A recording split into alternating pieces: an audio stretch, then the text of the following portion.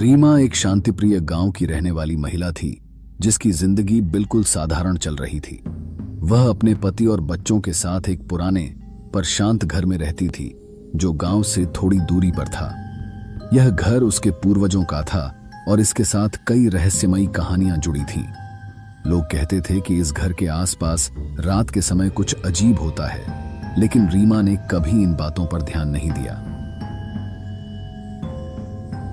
एक दिन रीमा ने घर के पुराने हिस्से की सफाई करने का फैसला किया जो कई सालों से बंद पड़ा था। सफाई के दौरान उसे एक पुराना लकड़ी का बॉक्स मिला जो धूल और जाले से ढका हुआ था। उत्सुकता से उसने वह बॉक्स खोला।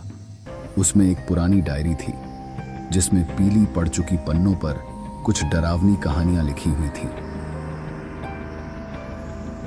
जैसे जैसे रीमा उन पन्नों को पलटने लगी, उसे अजीब महसूस होने लगा। डायरी में लिखी कहानियां उसके घर से जुड़ी थीं और एक अजीब साए का जिक्र था जो इस घर में आने वालों का पीछा करता था। उस रात जब रीमा सोने गई, उसे अचानक घर में किसी के चलने की आवाज सुनाई दी। पहले तो उसने सोचा कि शायद यह उसका भ्रम है, लेकिन जब यह आवाज बार बार आने लगी तो उसे लगा कि कुछ गड़बड़ है।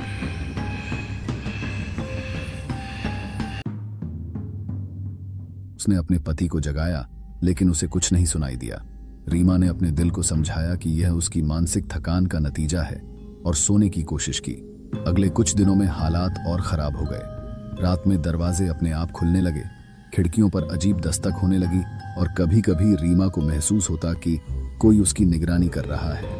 एक रात जब वह घर के मुख्य हॉल में अकेली बैठी थी, उसे अपने पीछे किसी की आहट महसूस हुई। उसने डरते हुए मुड़कर देखा तो एक काला साया उसकी ओर बढ़ रहा था। रीमा के शरीर में जैसे जान ही नहीं बची थी, वह हिल भी नहीं पा रही थी। साया उसके बिल्कुल पास आकर रुक गया। उसकी ठंडी सांसें रीमा के चेहरे पर महसूस हो रही थी। रीमा चीखना चाहती थी, लेकिन उसकी आवाज जैसे गले में ही फंस गई थी। अचानक साया गायब हो गया और रीमा फर्श पर गिर पड़ी।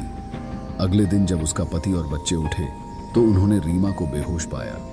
उसे किसी तरह होश में लाया गया, लेकिन वह घटना के बाद पूरी तरह बदल गई। उसके चेहरे पर हमेशा डर का साया रहता था और उसने फिर कभी उस घर के बारे में बात नहीं की। कुछ समय बाद परिवार ने उस घर को छोड़ दिया, लेकिन गांव के लोग आज भी कहते हैं कि उस घर के आसपास रात के समय अजीब चीजें होती हैं।